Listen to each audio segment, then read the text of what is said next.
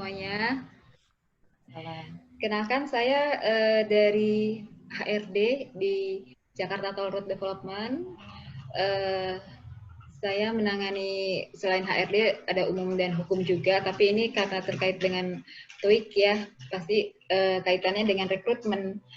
Jadi kalau di HRD itu bagaimana kita ketahui kalau TOEIC itu sebenarnya lebih kepada untuk mengukur pemahaman calon kandidat dari karyawan. Jadi itu saya juga berapa tahun ya, 15 tahun ya di JA Teknik itu juga sebenarnya pakai TOEIC. Nah, cuma di tempat yang lama itu kita lebih memakai untuk standar perjalanan dinas.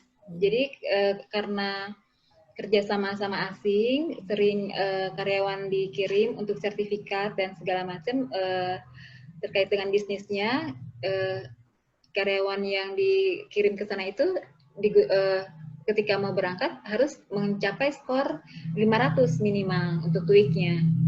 Nah, kalau di tempat di JTD ini memang sebenarnya hubungan dengan asing juga tidak terlalu banyak ya. Cuma secara persiapan bisnis itu pasti ada segala sesuatu untuk di legal utama pasti kita berhubungan dengan kontrak-kontrak dalam bahasa Inggris. Sehingga ketika rekrutmen itu untuk bagian hukum atau mungkin teknik juga saya memberikan syarat tambahan untuk melihat kemampuan dari bahasa Inggris kandidat tersebut. Jadi kalau mereka sudah memiliki sertifikat tersebut, ya kita tidak melakukan tes. Cuma kan itu kalau menurut saya validnya sekitar setahun atau 2 tahun gitu ya. Kalau seandainya udah tidak valid ya kita minta mereka untuk tes kembali terhadap TOEIC-nya mereka. Seperti itu Mbak Tuti. TOEIC kan lebih komunikasi.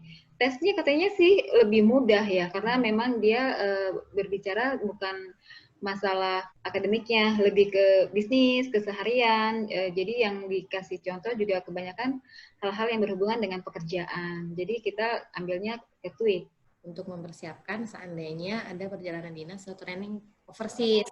Karena kita kan banyak tuh engineer-engineer yang memang harus training di luar. Nah, kita prepare di TOEIC-nya. Gitu.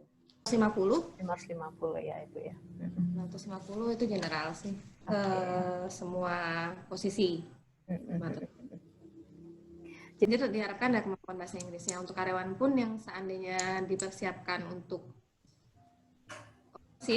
training itu kita persiapkan kalau seandainya dia TOEIC-nya di bawah ini biasanya kita training. Beberapa proyek tuh banyak yang proyek itu bekerja sama dengan orang-orang asing juga gitu. Jadi kita melihat itu butuh karyawan kita juga harus bisa nih berkomunikasi dengan bahasa Inggris yang terstandar lah istilahnya ya.